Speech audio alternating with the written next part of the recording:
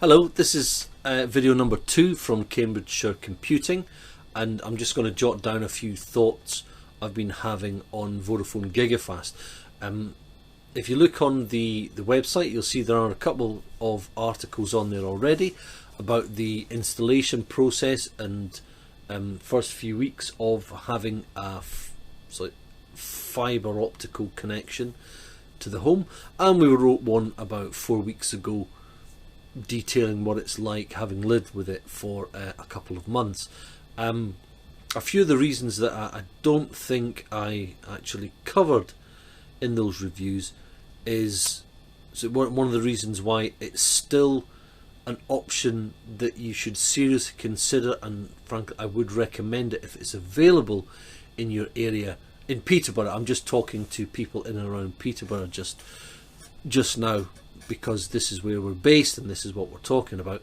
It struck me that one of the reasons that I omitted, I think just because it's now seen as normal, is home working.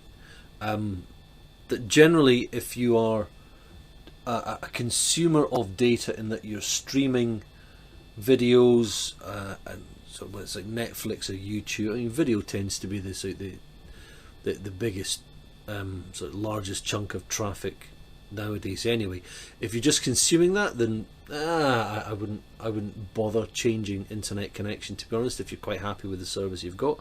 But if you're doing home working and you have other people in the house that are perhaps getting into streaming gigs, like Twitch streaming, or streaming DJ sets, or all these other different activities that people have started to do over the past year. It's incredible to say that, over the past year since we've been tackling this this horrible virus. It only adds fuel to the fire, or only, how can I say better, only adds weight to the recommendation that if Vodafone Gigafast is in your area, then I would suggest you sign up for it if you are looking to change internet providers, or if you don't mind paying an early termination fee if it's that important to you. Because in the 4 months that we've had it, frankly, the connection has been incredibly fast. See, every time I've run speed test on here, it's been no less than 850 megabits per second up or down, which is just incredible, really. It's been rock solid. There's been no outages. I really can't complain. I mean, so the network that City Fibre have built, that Vodafone are using, it seems incredibly good, and it's probably a good time to jump on, given the relative paucity of people using the network within Peterborough.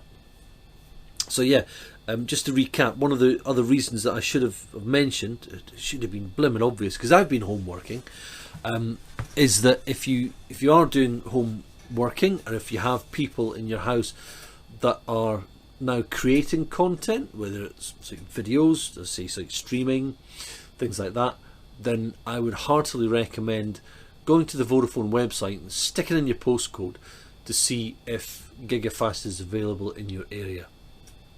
There's really no complaints about the quality of service at all.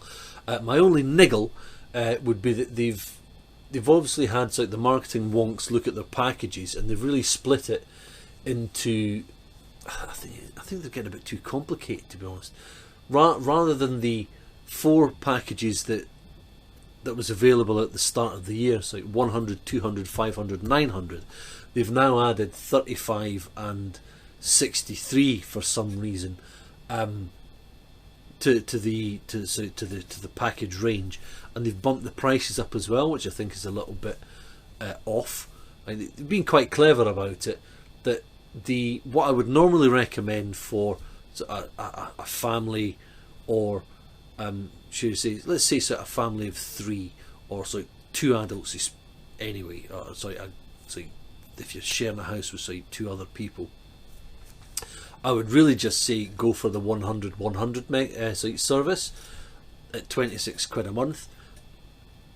all, if there's 3 or indeed 4 of you, you'll probably all be able to stream 4K video at the same time, or even generate 4K video if you're I believe the was it the meme in TikTok, if you're an accountant, if you're generating content that way, then being able to stream buffer free, high quality, while your mates are consuming Netflix and binge watching X, Y and Z at the same time for 26 quid a month, I think is brilliant value for money.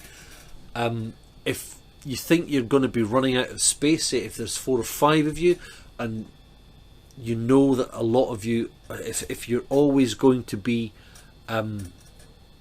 generating or consuming 4K video, then yeah, I'd probably say maybe bump up to the 200 service. Actually, no, I wouldn't. I'll take that back. I say stick with the 100 service first, just to err on the side of caution, and see how you get on with that. Because one of the little things that I forgot to mention as well, I'm a very forgetful person, is that Vodafone will allow you to upgrade your connection. I think, like a lot of people, they'll allow you to upgrade your connection.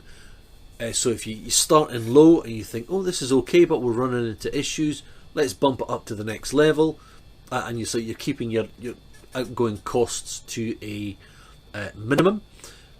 What they won't let you do is go in high and then bump it down through the tier services. So you say, yeah, we want 900, and then you find, like me, you're not using a fraction. You're only using a small percentage of what's available to you. Vodafone won't let you drop down to, as far as I'm aware, Vodafone won't let you drop down to a lower tier, a 500, or 200, or 100. So like myself, you'll be locked in. And I'm not complaining for my own circumstances.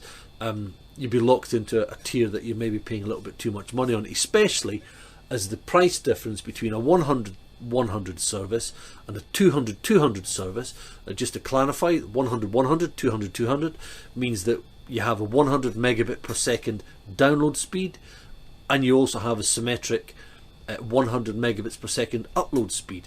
So you have the same down as the same up, whereas on Virgin or BT or Sky, you're probably looking at quite an asymmetric connection, where you've got an okay download speed and you've got a really poor upload speed. It's the upload speed that's the key difference with these packages. The price difference between the 100 and the 200 is 24 quid. So you're paying £26 a month for a 100 down and 100 up service, which frankly is going to be, you're not going to be using most of that for a lot of the time anyway, I don't think. But the jump, if you do run into buffering issues, or if you are maxing out that bandwidth, just to go from 100 to 200, you're almost doubling your costs each month, from 26 to £50 a month, and that might be a little bit too much to bear. So I'd recommend going in at the 100 level first. That's really it, to be honest. Have I forgotten anything, or should I say, what actually have I forgotten to tell you just now? No, nothing, I think. Yeah, that'll do. Have a nice evening. Bye bye.